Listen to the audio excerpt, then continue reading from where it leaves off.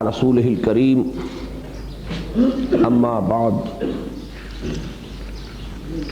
یہ جو مطبوعہ کتابچہ آپ کے پاس ہے منتخب نصاب نمبر 2 کا،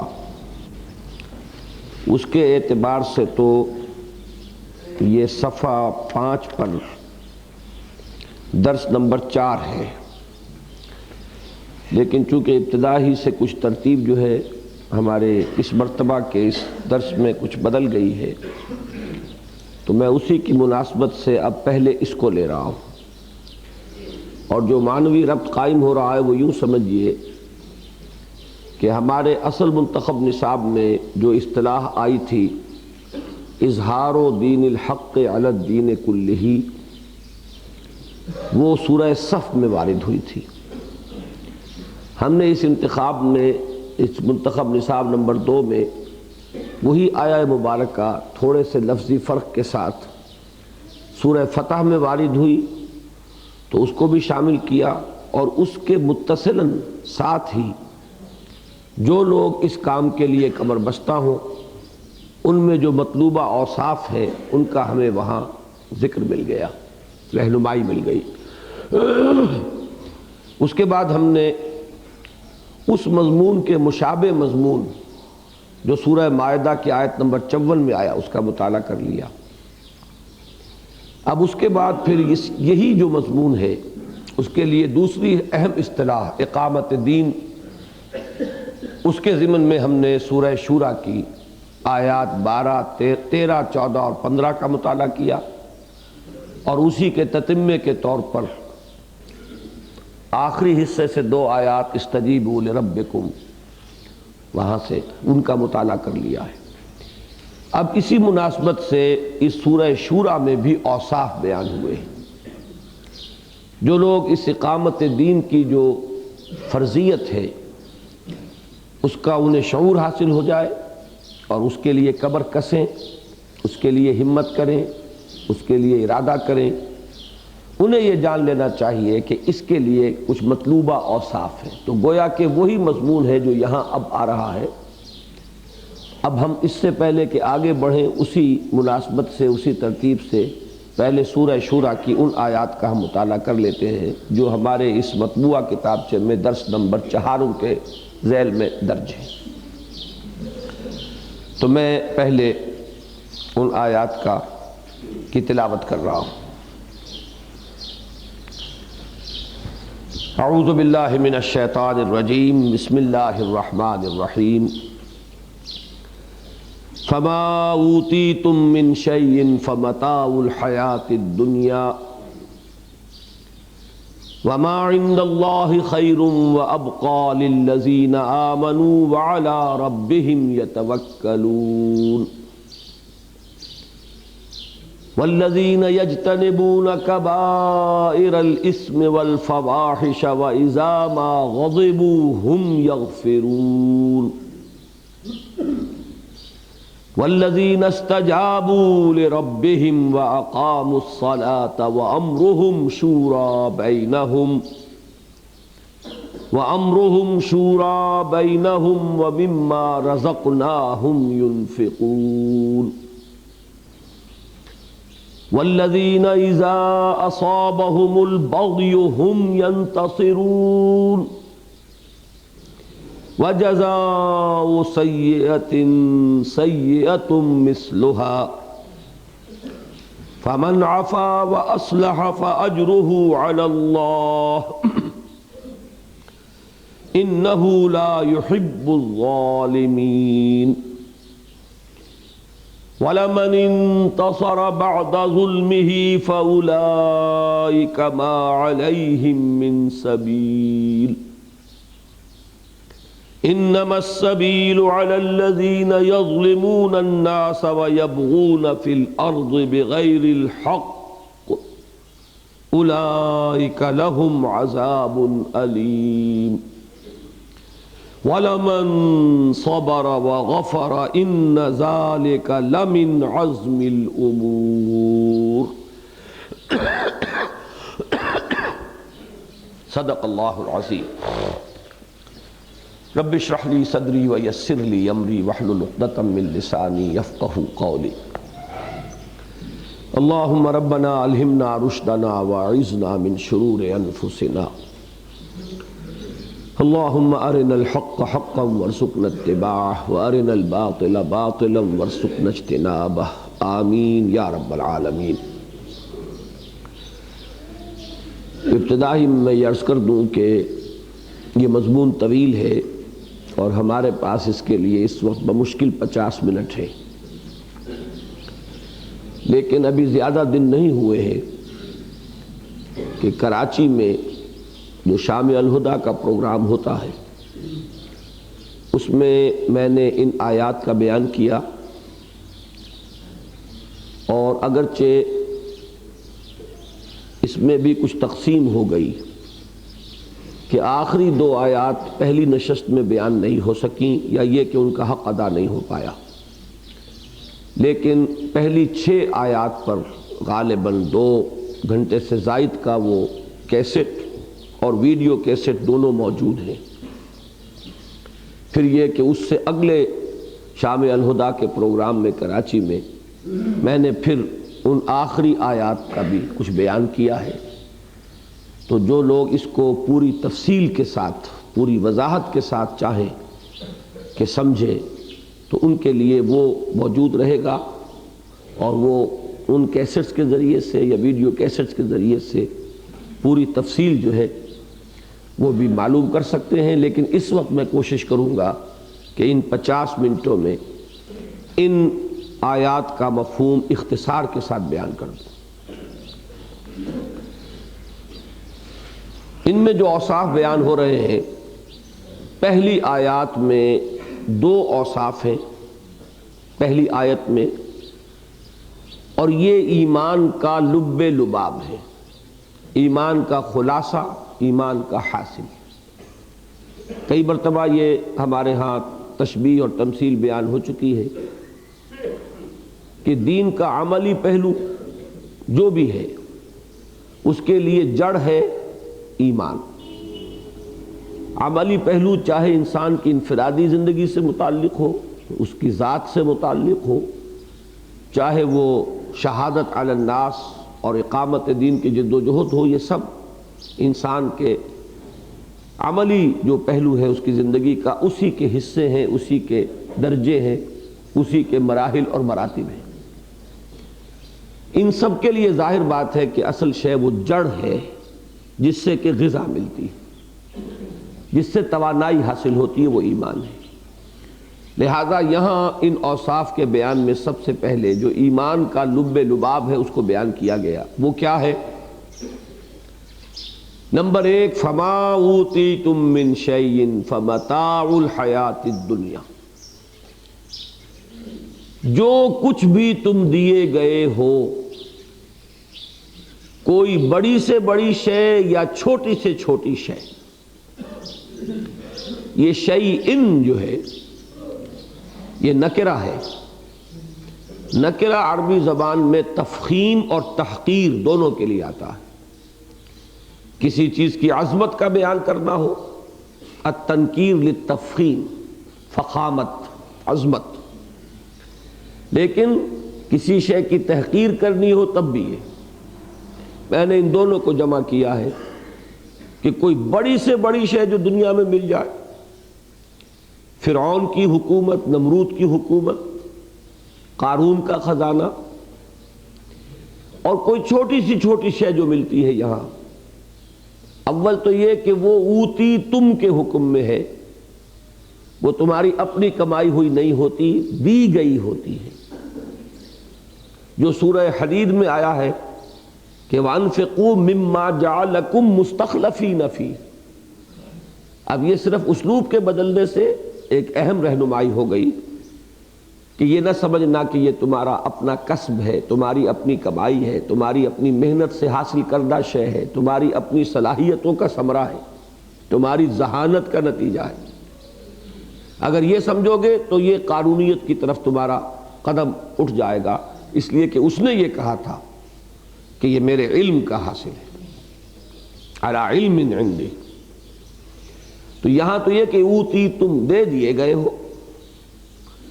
دوسری بات یہ کہ یہ متاع الحیات الدنیا، یہ بس اس دنیا کی زندگی کا برتنے کا سامان ہے، اس کے سوا کچھ نہیں.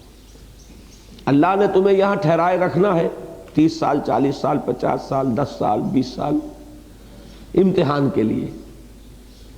تو اگر کمرہ امتحان میں کوئی تمہیں کرسی دے دی گئی، کمرہ امتحان میں میز دے دی گئی، کوئی قلم دے دیا گیا، کوئی دوات دے دی گئی، وہاں تمہارے لیے پانی کا کوئی اہتمام کر دیا گیا کہ کوئی ملازم کھڑا ہے، تو کیا ان چیزوں کے بارے میں تمہارا یہ گمان ہوتا ہے کہ یہ تمہاری ملکیت ہے؟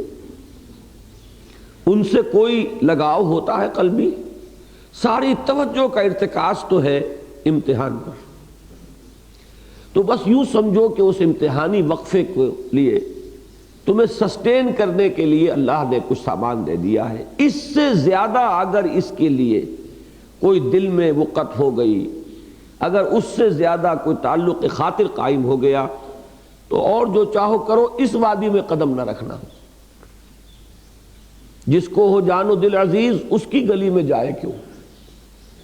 نقطہ نظر کا اگر یہ فرق واقع نہیں ہوا ہے تو نہیں چل پاؤ گے. سوچ سمجھ کر اس وادی میں قدم رکھو. یہ شہادت گاہ الفت میں قدم رکھنا ہے. لوگ آسان سمجھتے ہیں مسلمان ہونا. دلوں کو ٹٹول لو کہ وصف لازم یہ ہے کہ بڑی سے بڑی شے اور چھوٹی سے چھوٹی شے جو کچھ ملی ہے، یہ صرف اس دنیا کے عارضی زندگی کے برتنے کا ایک سامان ہے. اس سے زیادہ اس کی وقت، اس سے زیادہ اس کی قدر و قیمت، اس سے زیادہ اس کے ساتھ کوئی تعلق خاطر، اس سے بڑھ کر اس کے ساتھ کوئی قلبی لگاؤ اگر ہے تو گویا کہ پہلے ہی امتحان میں آدمی فیل ہے. ہوئے ہیں پاؤں پہلے ہی نہ بردے عشق میں زخمی، نہ بھاگا جائے ہے مجھ سے نہ ٹھہرا جائے ہے مجھ سے. پھر انسان جو ہے وہ اس شعر کا مصداق بنا رہے گا، چلنا چاہتا ہے چل نہیں پاتا. دل میں آرزو ہے، خواہش ہے، لیکن پاؤں میں کوئی بیڑیاں پڑی ہوئی ہیں. یہ جو ہے انسان کا معاملہ، اس سے آزاد ہو کر آؤ.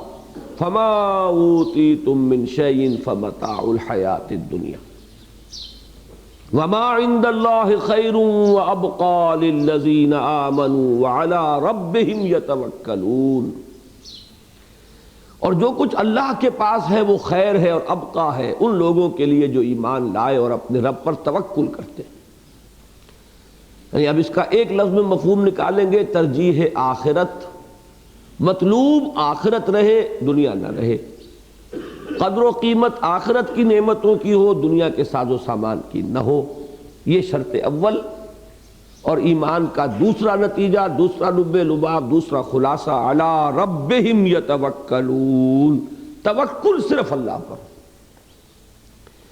توکل ساز و سامان پر نہ ہو، توکل اسباب و وسائل و ذرائع پر نہ ہو، توکل اپنے زور بازو پر نہ ہو، توکل اپنی ذہانت پر نہ ہو، توکل اپنی فطانت پر نہ ہو. یعنی یہ کہ ایک تو وہ ہے معاملہ کہ دنیا کی عظمت سے دل کو خالی کر کے آؤ. نمبر یہ کہ جو کچھ اس راہ میں تمہیں کرنا ہے اس کے لیے بھی بھروسہ اگر اپنے زور بازو پر، اپنی ذہانت پر، اپنے فطانت پر ہے تو پھر بھی ناکام ہو جاؤ گے. توکل کلیتاً اللہ کی تائید پر، اللہ کی نصرت پر، اللہ کی توفیق پر، اللہ کی مدد پر. توکل کل کا کل اس پر ہوگا وہ جو وہ چاہے گا. ہمارے لیے اپنی محنت کرنا، اپنی مشقت جھیلنا، ایثار کرنا، قربانیاں دینا، یہ ہے. اگر ہم کر گزرے تو ہم تو سرخرو ہو جائیں. ہوگا وہ جو وہ چاہے گا، اور ہوگا اس وقت جب اس کو منظور ہوگا. ہماری خواہش، ہم تو چاہیں گے کہ فوراً منزل کی طرف 2 گام چلوں اور سامنے منزل آ جائے. ہر شخص چاہے گا. یہ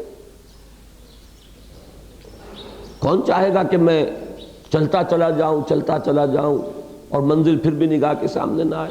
لیکن تیار رہو اس کے لیے کہ اگر اللہ کو ابھی مطلوب نہیں ہے تو ہمیں بھی وہی چیز پسند ہے جو اسے پسند ہے. تیری صحت ہمیں منظور ہے لیکن اس کو نہیں منظور تو پھر ہم کو بھی منظور نہیں. یہ راضی برضائے رب ہے. اب یہ جو سورہ تغابن کے مضامین ہے، یوں سمجھ لیجئے کہ اس ایک آیت کے اندر ان کا خلاصہ ہے. ذالک یوم التغابن، دل جمع ہوا وہ اس پر کہ ہار اور جیت کے فیصلے کا دن تو وہ ہے، جو اس دن ہارا وہ ہارا، جو جیتا وہ جیتا۔ یہاں کسی کو کیا ملا؟ فرض کیجئے کہ کل جو ہے صبح پھانسی ہونی ہے اور آج آپ کسی کو مخملی گدے پر سلا دیں تو اس کے لیے وہ مخملی گدہ چیمانی دارت، اسے پتا ہے کہ صبح پھانسی ہونی۔ اس اعتبار سے یہ چیزیں، یہاں کا ساز و سامان، یہاں کی یہ مال و متاع جو ہے، اس کی کوئی وقت نہ رہے۔ یہ نہیں کہ استعمال نہ کرو، یہ بالکل دوسری بات ہے۔ استعمال کرو، اللہ کی دی ہوئی چیزیں برتو، انہیں دل کھول کر برتو، کوئی پرواہ نہیں۔ اگر اللہ دولت دیتا ہے دولت کو استعمال کرو، دولت کو اپنے دل میں مت داخل ہونے دو، اس دولت کو بھی ذریعہ بناؤ اللہ تعالیٰ کے تقرب کا، اللہ تعالیٰ کے قرب حاصل کرنے کا، انفاق فی سبیل اللہ، ادائے حقوق میں صرف کرو۔ تو وہ رہبانیت نہیں ہے۔ قل من حرم زینۃ اللہ التی اخرج لعبادہ والطیبات من الرزق، کس نے حرام کیا ہے؟ تو حرام نہیں، اسی لیے حضور نے فرمایا لیست الزہادۃ فی الدنیا، لیست الزہادۃ فی الدنیا بتحریم الحلال واضاعۃ المال۔ زہد دنیا میں اس کا نام نہیں ہے کہ حلال چیزوں کو حرام کر لو اپنے اوپر اور مال کو ضائع کر دو، یہ زہد نہیں ہے۔ زہد اصل میں یہ ہے کہ جو کچھ اللہ کے ہاتھ میں ہے اس پر تمہارا توکل اور اعتماد زیادہ ہو جائے اس چیز سے جو تمہارے ہاتھ میں ہے۔ اپنی ذہانت، اپنی فطانت، اپنے وسائل، اپنے ذرائع، ان پر نہ اعتماد رہے، اعتماد اور توکل اللہ کے۔ یہ ہے لب لباب۔ اور سورہ تغابن کی وہ آیت بھی ذہن میں رکھیے، اللہ لا الہ الا ھو وعلی اللہ فلیتوکل المؤمنون۔ اہل ایمان کا توکل مرتکز ہو جانا چاہیے ذات باری تعالیٰ۔ تو پہلی تو اس ایک آیت میں دو اوصاف آ گئے، اور جیسے کہ وما عند اللہ خیر وابقى للذین آمنوا، اصل میں یہ ایمان کے دو نتائج ہیں، دو ثمرات ہیں، ایمان کے دو، جو انسان کی شخصیت میں، اس کی سوچ میں، اس کے نقطہ نظر میں، ایمان کے نتیجے میں جو تبدیلی اور انقلاب پیدا ہونا چاہیے، ان کا حوالہ دے دیا گیا ہے کہ یہ ہے فرسٹ پری ریکویزٹ۔ انسان کو اس وادی میں قدم رکھنے سے پہلے دیکھ لینا چاہیے کہ ان دونوں چیزوں کی پونجی موجود ہے یا نہیں۔ فما اوتیتم من شیء فمتاع الحیاۃ الدنیا وما عند اللہ خیر وابقى للذین آمنوا وعلی ربہم یتوکلون۔ اگلی آیت میں پھر دو اوصاف ہیں، والذین یجتنبون کبائر الاثم والفواحش واذا ما غضبوا هم یغفرون۔ اور وہ لوگ کہ جو اجتناب کرتے ہیں، جنب کہتے ہیں پہلو کو، اجتناب ہے پہلو بچائے رکھنا، ہم اس کو کہتے ہیں پہلو تہی کرنا، کسی چیز سے بچ کر چلنا۔ یجتنبون اجتناب، اردو میں بھی استعمال کرتے ہیں ہم اس کو۔ والذین یجتنبون کبائر الاثم والفواحش، اور وہ لوگ جو بچتے رہتے ہیں اور جو اپنے آپ کو بچائے رکھتے ہیں بڑے بڑے گناہوں سے اور بے حیائی کی باتوں سے۔ یہ جو لفظ کبائر یہاں آیا ہے، یہ مضمون قرآن مجید میں دو اور مقامات پر آیا ہے، سورۃ النجم میں ہے اور سورۃ النساء میں ہے، اور ان تینوں مقامات کا اس کے مضمون کی اہمیت کا اندازہ اس سے کر لیجئے کہ یہ مضمون تین مقامات پر ہے۔ کیوں یہاں آ رہا ہے اس ذکر میں؟ اس کو یوں سمجھیے کہ انسان پر جیسے کچھ بہت سی اور دوسرے جذبات کا غلبہ ہو جاتا ہے، ایسے ہی نیکی کا بھی جب ایک غلبہ ہوتا ہے آدمی پر تو اس کی باریک بینیاں بڑھتی چلی جاتی ہیں، اس کی حس زیادہ بڑھتی چلی جائے گی۔ ایک برائی سے آپ نے اپنے آپ کو بچایا، اب اس سے چھوٹی برائی نظر آئے گی۔ اس کو میں نے کئی مرتبہ بیان کیا ہے کہ یہ بالکل ایسے ہے جیسے پیاز پیاز کا ایک چھلکا اتاریے تو آگے پھر چھلکا ہی ہے، اس دوسرے چھلکے پر جو داغ ہے وہ آپ کو نظر نہیں آئے گا جب تک پہلا نہیں اتاریں گے آپ، اس سے پہلے آپ کو اس کا احساس ہی نہیں ہوگا کہ میرے اندر یہ خرابی بھی ہے۔ جب پہلا چھلکا اترے گا، پہلی خرابی سے آپ اپنے آپ کو بچا لیں گے، اپنا دامن پاک کریں گے تو دوسرا نظر آئے گا، دوسرا چھلکا اتاریں گے پھر آگے تیسرا چھلکا ہے، پھر اس کا کوئی داغ ہے وہ نظر آئے گا، جب تک دوسرا نہیں ہٹے گا وہ نظر نہیں آئے گا۔ تو یہ ایک فطری تدریج ہے، لیکن اس میں بھی ایک غلو ہو جاتا ہے انسان کا۔ اصلاح ذات میں غلو اگر ہو جائے گا تو وہ اقامت دین کی راہ کی رکاوٹ بن جائے گا۔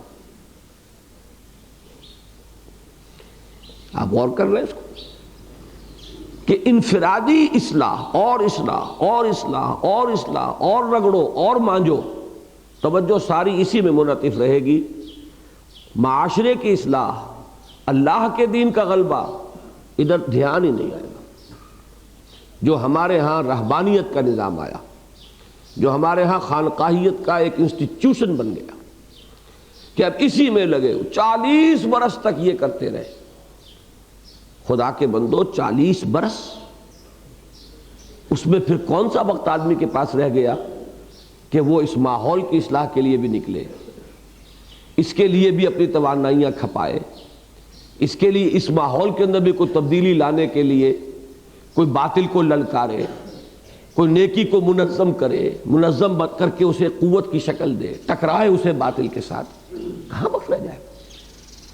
اس میں یہ ہے کہ یہ ساتھ کے ساتھ عمل چلنے چاہیے، عدم توازن نہیں ہونا چاہیے۔ یعنی انفرادیت کا غلبہ جو ہے وہ اجتماعیت کے راہ کی رکاوٹ ہے۔ یہ بھی نہ ہو کہ اپنے آپ کو بھولا رہے آدمی، یہ دوسری انتہا ہے۔ اتامرون الناس بالبر وتنسون انفسکم وانتم تتلون الکتاب، کیا تم لوگوں کو نیکی کا حکم دیتے ہو اور خود اپنے آپ کو بھول جاتے ہو، درا حالے کہ تم کتاب پڑھتے ہو؟ افلا تعقلون، تو کیا تم عقل سے کام نہیں لیتے؟ یہ ایک انتہا ہے، اس کو بھی ذہن میں رکھیے، لیکن یہ دوسری انتہا جو ہے غلو کرنا اس میں۔ اب آپ غور کیجئے، اسی شہر لاہور میں ایک صاحب موجود ہیں، انتہائی نیک آدمی، وہ گوشت اس لیے نہیں کھاتے کہ کچھ پتہ نہیں صحیح ذبح ہوا کہ نہیں ہوا، پھل اس لیے نہیں کھاتے کہ باغات کا جو ٹھیکہ ہوتا ہے آج کل وہ صحیح طریقے پر نہیں ہوتا، نہ معلوم کیا کیا چیزیں انہوں نے خارج کی ہوئی ہیں اپنی خوراک میں سے۔ تو انفرادی زہد کا تو یہ عالم ہے، لیکن یہ کہ اس ماحول میں رہ رہے ہیں جس میں باطل کا غلبہ ہے، اس کے لیے کسی اجتماعی جد و جہد کی ان کے اندر کوئی حرکت تحریک پیدا نہیں ہوتی۔ یہ ہے وہ عدم توازن کہ ایک طرف تو یہ معلوم ہوا کہ اتنے زاہد ہیں اور اتنے عابد ہیں اور اتنے متقی ہیں کہ ان کا گھوڑا بھی مشکوک کھانا نہیں کھاتا، مشکوک گھاس نہیں کھاتا۔ ٹھیک ہے، اللہ تعالیٰ کو مقام اگر کسی کو دے دے ہمیں تو پسند ہے، لیکن یہ کہ باطل کا غلبہ ہو، غیر اسلامی حکومت ہو، اس کی وہ تھانے داری فرما رہے ہو، یہ ہے عدم توازن کہ ذاتی نیکی، ذاتی زہد، ذاتی تقوی، اس کا تو غلو اس حد کو پہنچا ہوا ہے، لیکن باطل سے نبرد آزمائی، حق کے غلبے کے لیے جد و جہد، وہ سرے سے خارج از بحث۔ اس عدم توازن کو روکنا مقصود ہے، جس کے لیے کہ وہ حدیث ہمارے اس منتخب نصاب میں، بلکہ پہلے سبق کے ساتھ ہی سورۃ العصر کے کتابچے میں نے وہ حدیث جو ہے نقل کی ہوئی ہے کہ اوحى اللہ عز وجل الی جبرائیل علیہ الصلاۃ والسلام ان اقلب مدینۃ کذا وکذا باہلھا قال فقال ان فیھا عبدک فلانا لم یعصک طرفۃ عین قال اقلبها علیہ وعلیہم فإن وجہہ لم یتمعر فی ساعۃ قط۔ حضور فرماتے ہیں کہ اللہ تعالیٰ نے حضرت جبرائیل کو حکم دیا کہ فلاں فلاں بستیوں کو الٹ دو۔ حضرت جبرائیل نے عرض کیا کہ اللہ فلاں بستی کو الٹ دوں، اس میں تو تیرا وہ بندہ بھی ہے کہ جس نے پلک جھپکنے جتنی دیر بھی معصیت میں بسر نہیں کی۔ یہ انفرادی نیکی کی یہ انتہا۔ حکم کیا ہوا؟ الٹو اس کو، پہلے اس پر پھر دوسروں پر۔ کیوں؟ اس لیے کہ اس کے چہرے کا رنگ کبھی میری غیرت اور حمیت میں متغیر نہیں ہوا۔ بے غیرت انسان لگا رہا اپنی ذاتی نیکی میں، اپنے آپ کو مانج رہا ہے، وہ مانج کے جو ہے وہ اس انتہا کو پہنچ گیا کہ لم یعصک طرفۃ عین۔ اور یہ کہ باہر کیا ہو رہا ہے، کفر کس طرح دندنا رہا ہے، شیطنت کس طرح ننگا ناچ رہی ہے، بے حیائی کا سیلاب کس طور سے آ رہا ہے، اللہ کی شریعت کا استہزاء کس طرح ہو رہا ہے، اس سے اس کی کوئی غرض ہی نہیں۔ تو یہ جو عدم توازن ہے اس کو ان الفاظ کے نوز کبائر الاسم والفواحش، بری بڑی چیزیں، بڑے بڑے گناہ، ان سے اپنے آپ کو بچا لیجئے، دامن پاک کر لیجئے، اور بے حیائی کے کاموں سے اپنے آپ کو بچا لیجئے۔ اس کے بعد یہ ہے کہ اسی جد و جہد میں پڑھیے، مزید اصلاح ہوگی، لیکن اپنی اصلاح کے عمل کو کامل کر کے ہم قدم رکھیں گے تو وہ کبھی وقت نہیں آئے گا، کامل تو کبھی ہوگا ہی نہیں آدمی۔ کون کہہ سکتا میں کامل ہو گیا؟ جو کہے وہ احمق ہے۔ کامل تو آخری وقت تک نہیں ہوگا، it's a life long process, یہ تو مسلسل اصلاح کا عمل ہوگا۔ یہ ہے اس مقام پر اس مضمون کے آنے کا منطقی ربط۔ والذین یجتنبون کبائر الاسم والفواحش واذا ما غضبوا هم یغفرون۔ چوتھا وصف اور اس آیت کا دوسرا وصف کیا ہوا؟ غصے میں کوئی اقدام نہ ہو۔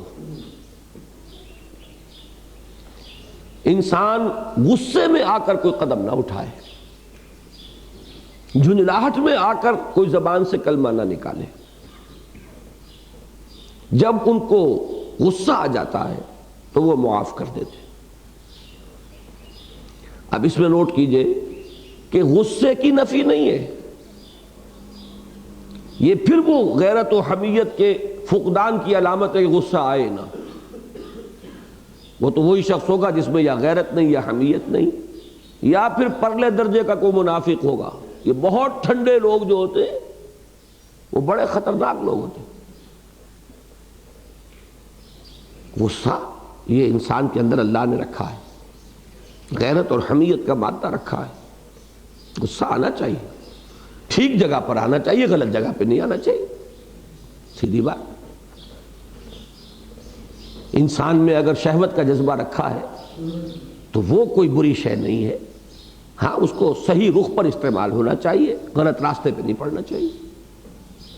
تو غصہ جو ہے اس کی نفی نہیں، اذا ما غضبوا، جب انہیں غصہ آتا، لیکن یہ کہ غصے میں کوئی اقدام کیا جائے گا تو غلط ہو جائے گا۔ انسان اقدام کرے غصے کے رفع ہونے کے بعد، اور غصے کی حالت میں تو معاف کرے۔ والکاظمین الغیظ والعافین عن الناس، غصے کے پی جانے والے اور لوگوں کو معاف کرنے والے۔ یہ چیز جو ہے خاص طور پر کسی اجتماعی جد و جہد میں یہ بہت ضروری ہے۔ اگر جھنجھلاہٹ طاری ہونے لگے، غصے میں آدمی کچھ کہہ دے، غصے میں کوئی قدم اٹھا لے، تو یہ بہت بڑی تباہی کا پیش خیمہ ہو سکتا ہے۔ میں نے جو آپ کو وہ خلیل جبران کا فقرہ سنایا تھا کہ عقل سے رہنمائی حاصل کرو اور جذبے کے تحت حرکت کرو۔ ڈائریکشن کا تعین ہوگا، جانا کہاں ہے عقل سے۔ وہ جذبات میں فیصلہ کیا تو غلط ہو جائے گا۔ البتہ جب طے کر لیا کہ اب ادھر جانا ہے تو اب عقل کو ایک طرف رکھ دو، چلنے میں یہ رکاوٹ بنے گی، قدم قدم پر مصلحتیں سجھائے گی، قدم قدم پر خطروں سے باخبر کرے گی، تو چل نہیں پاؤ گے۔ اب جب فیصلہ کر لیا جانا ادھر ہے تو عقل کا کام تو ہو گیا پورا، اب اسے ایک طرف رکھو، اب جذبے میں حرکت کرو۔ بے خطر کود پڑا آتش نمرود میں، عشق عقل ہے محو تماشائے لبے بام ابھی۔ اسی طریقے سے غصے میں فیصلہ مت کرو، غصے میں اقدام مت کرو۔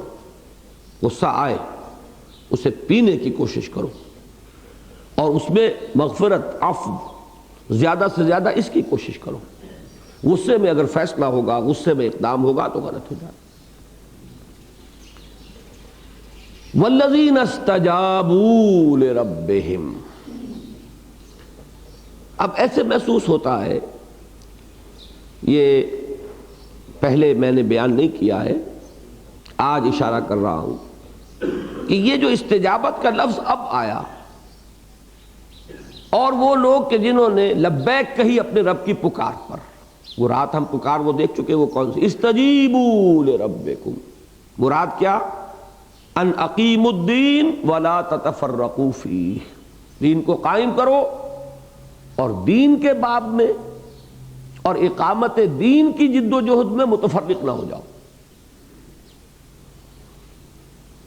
لیکن یہاں جو لایا گیا 2 آیتوں میں 4 اوصاف، اس سے پہلے اس کے لیے صحیح ربط قائم ہوا کہ یہ پری ریکویزٹس ہیں. یہ 4 کام جو ہے آدمی کر لے تو اس وادی میں قدم رکھے. اگر دنیا اور ما فیہا کی وقت ابھی دل میں ہے اور آپ اس راستے پر پڑ گئے تو بھی خود آپ کی اپنی شخصیت اور یہ کام اس دونوں کو نقصان پہنچے گا. اس لیے کہ یہی شے در حقیقت منافقت کے لیے تمہید بنتی.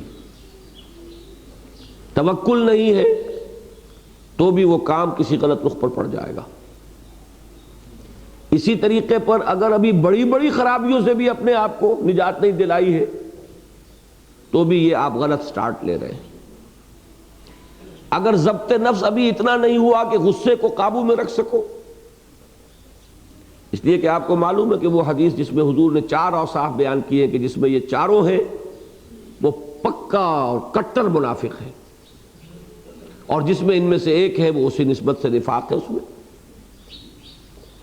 اس میں جو چوتھا وصف ہے وَإِذَا خَاصَمَ فَجَرَ، جب کسی سے جھگڑتا ہے تو آپے سے باہر ہو جاتا ہے، پھٹ پڑتا ہے، اسے اپنے اوپر کنٹرول ہی نہیں رہتا، جو منہ میں آئے بک دے، جو اینٹ روڑا ہاتھ میں آئے دے مارو. یہ در حقیقت اس نفاق کی علامت ہے. تو اس میں بھی ضبط نفس، یہ 4 کام آدمی اپنے آپ کو ٹٹول لے، یہ پری ریکویزٹس کے درجے میں ہے.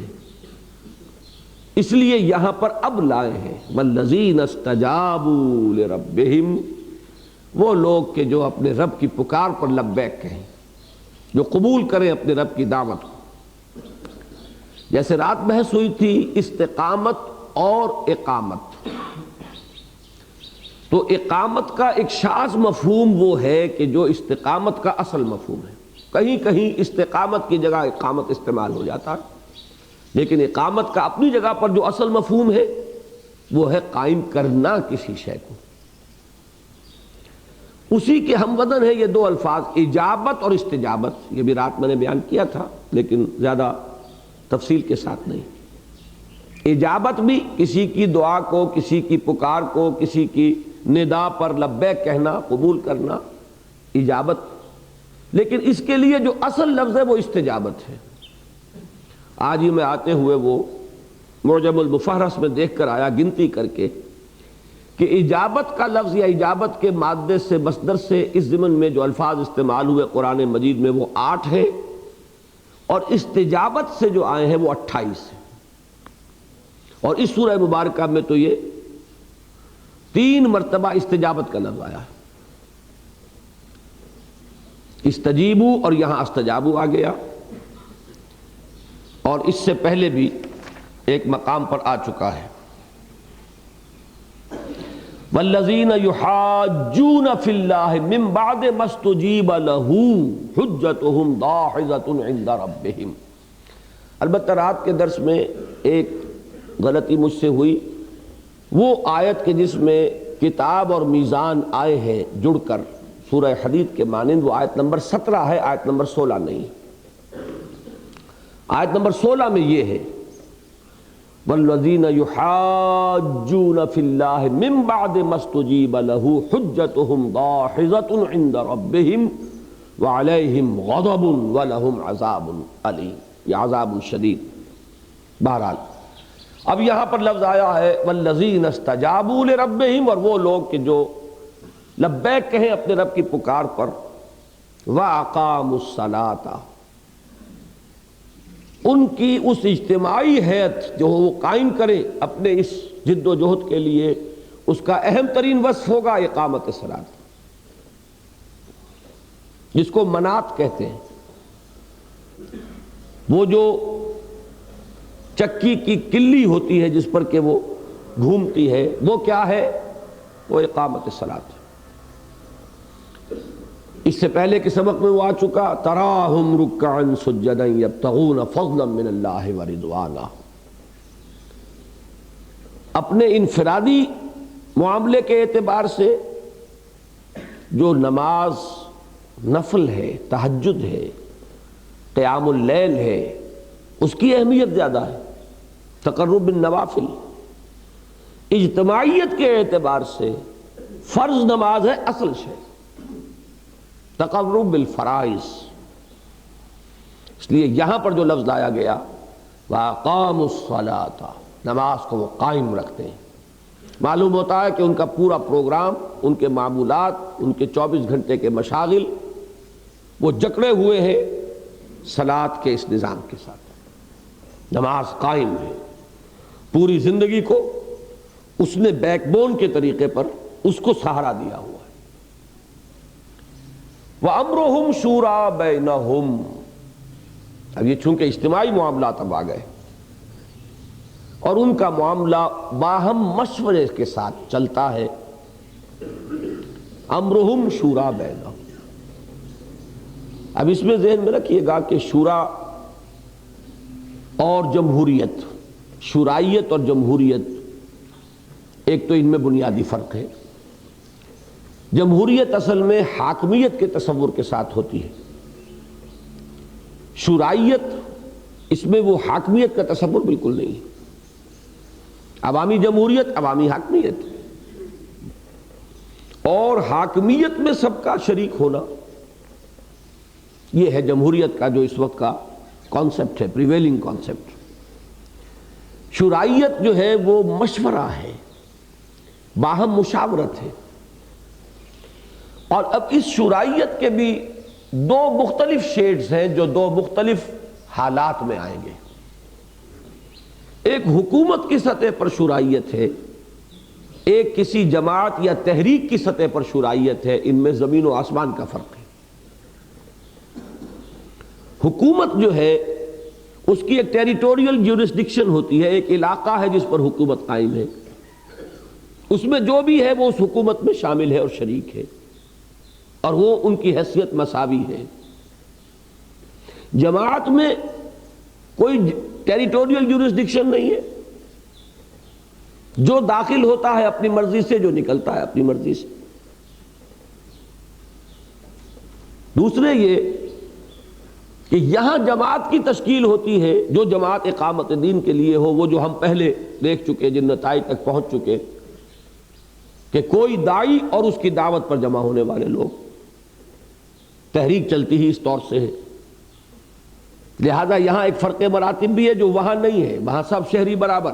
نمبر دو، اس کی ٹیریٹوریل جیورسڈکشن ہے، ہر شخص جو وہاں رہتا ہے وہ پر فورس، وہ لازماً اس اجتماعیت کے اندر شریک ہے۔ کہاں جائے گا؟ وہ کہیں جا نہیں سکتا باہر۔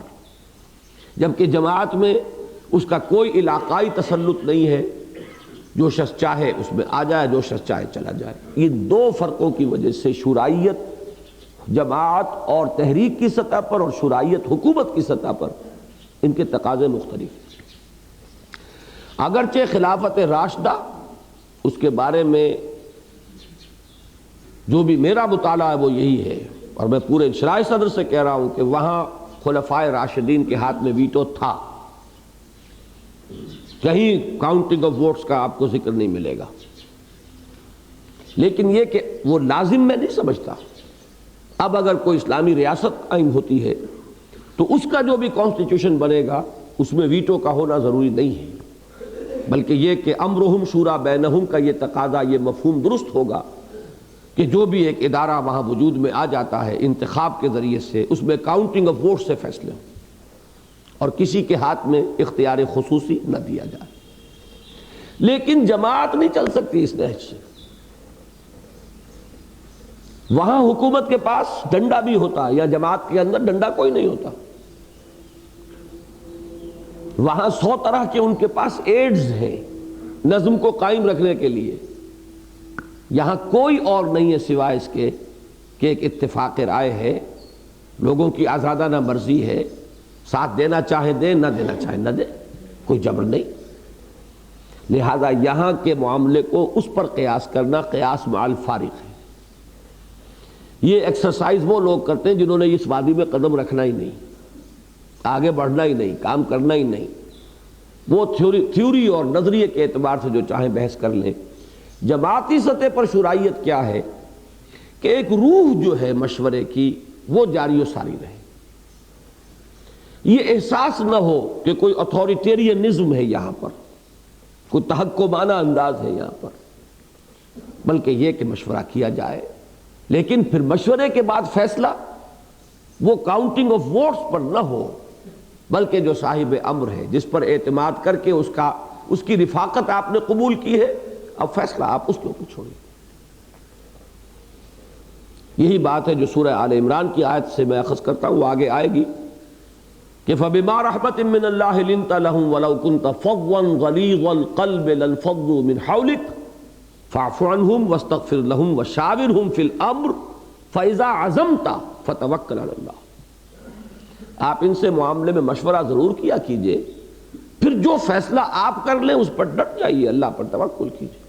وہاں عزم تم نہیں ہے، فیصلہ جو ہے وہ یہ نہیں ہے کہ کاؤنٹنگ آف ووٹ سے ہوگا، تعداد کی بنیاد پر ہوگا، اقلیت اکثریت پر. مشورہ کر کے جو فیصلہ آپ کریں، یہ ہے اصل میں جماعتی نظم. تحریک کا نظم جو ہے یہی ہو سکتا ہے اور کوئی نہیں ہو سکتا. وَمِمَّا رَزَقْنَاهُمْ يُنْفِقُونَ، اور جو کچھ ہم نے انہیں دیا ہے اس میں سے وہ خرچ کرتے ہیں، کھپاتے ہیں، لگاتے ہیں، صرف کرتے ہیں. اس میں وہ سب کچھ لے آئیے. ما اوتیتم، اور جو سورہ حدید میں ہے وانفقوا مما جعلکم مستخلفین فیہ، جس چیز میں بھی تمہیں خلافت عطا فرمائی، تمہاری ذہانت بھی اللہ کا ایک عطیہ ہے جو اس نے تمہیں دیا، تمہاری قوت کار، تمہاری انرجیز، تمہاری توانائیاں، یہ بھی اللہ کی عطا کردہ ہے. کو مال و اسباب تمہیں دیا ہے تو اس کا دیا ہوا ہے، اس کا عطیہ ہے. اولاد ہے تو اس کی دی ہوئی ہے، اس کا عطیہ ہے. ان سب کو لگاؤ اور کھپاؤ اللہ کی راہ.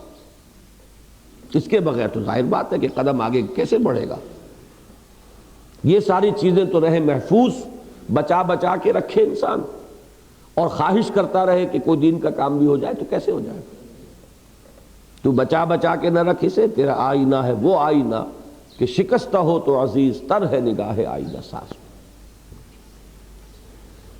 اب اس کے بعد جو ہے یہ 4 آیتیں تو ہے بہت اہم، بہت بنیادی، اور ایک ایک میں کئی چیزیں آئی ہیں.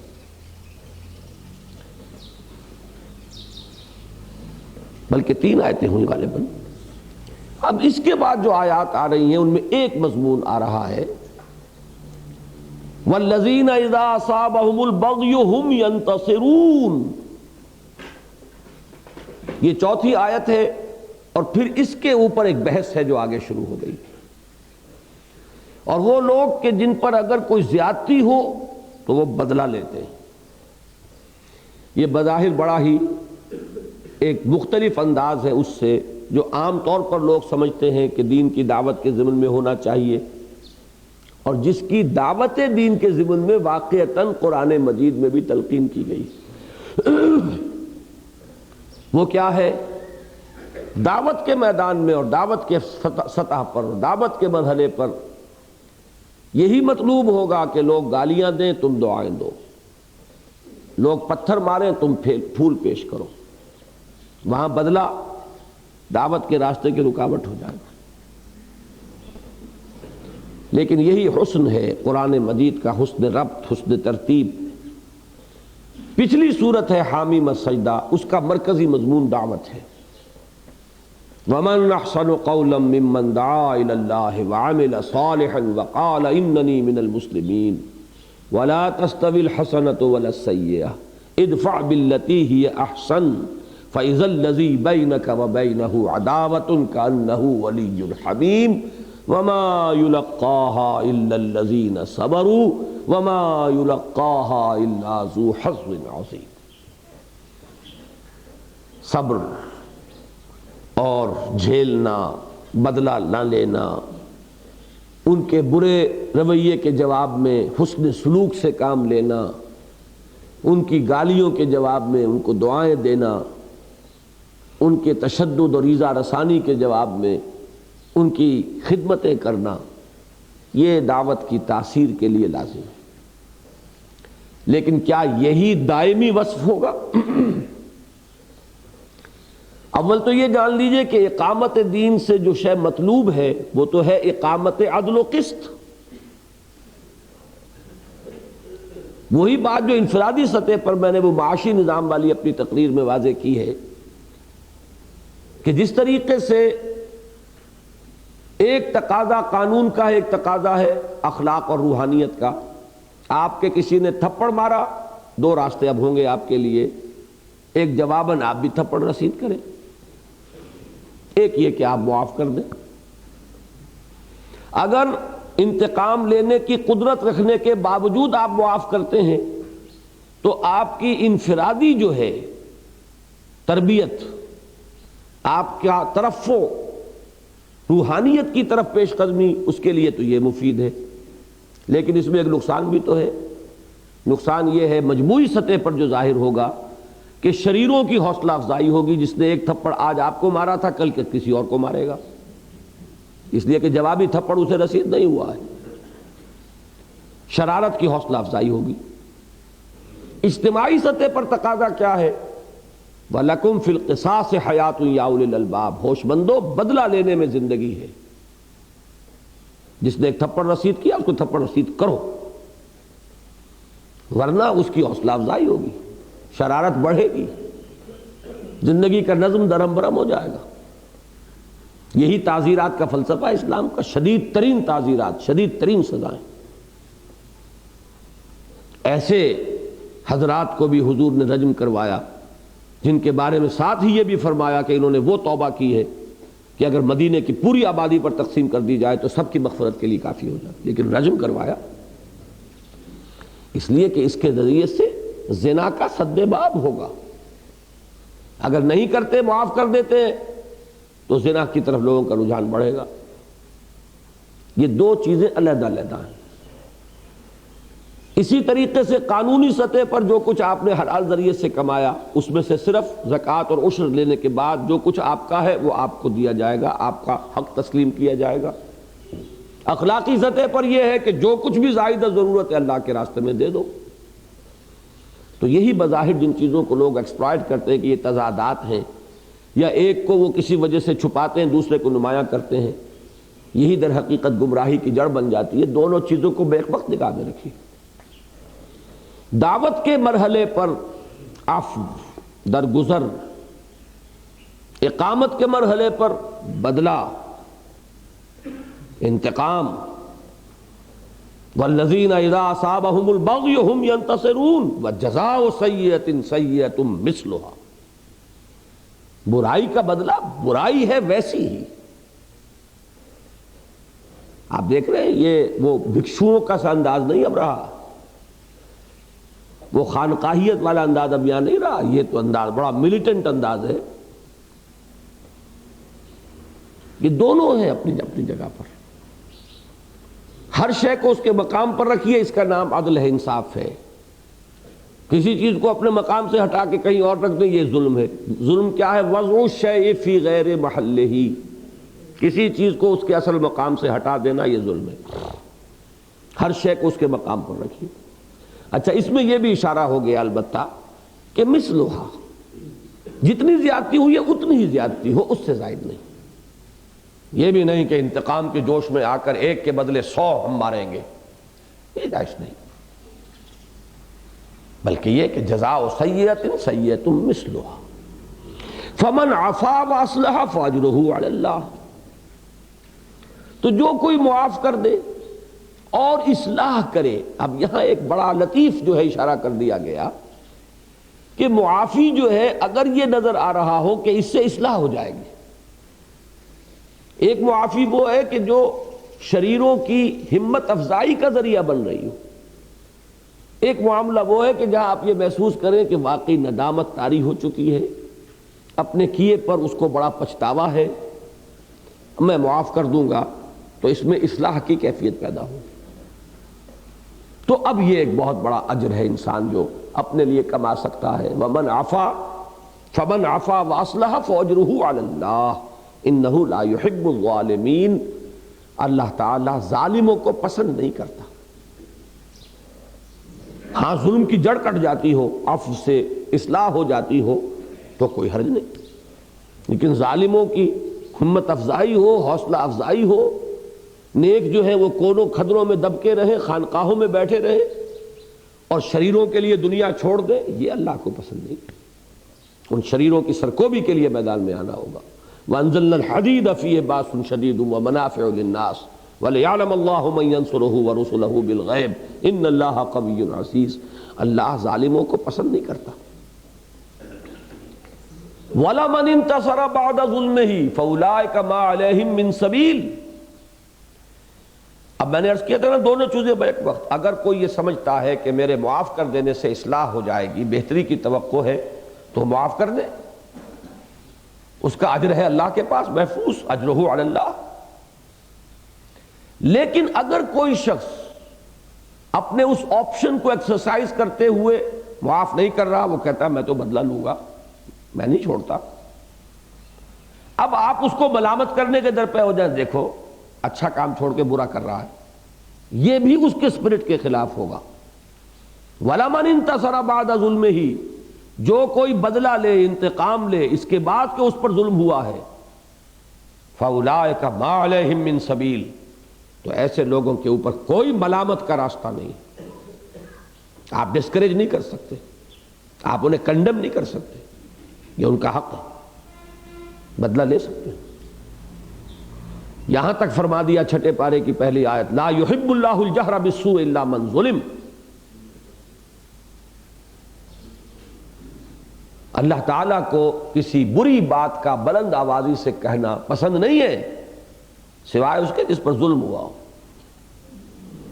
مظلوم اگر اپنے اس ظلم کے درد کے تلے اگر وہ کراہتے ہوئے اگر کوئی اس کی زبان سے برا کلمہ نکل جائے، معاف کیا جائے گا، کنڈون کیا جائے گا۔ لا يحب اللہ الجہر بالسوء الا من ظلم، جس پر ظلم کیا گیا وہ مستثنیٰ ہے۔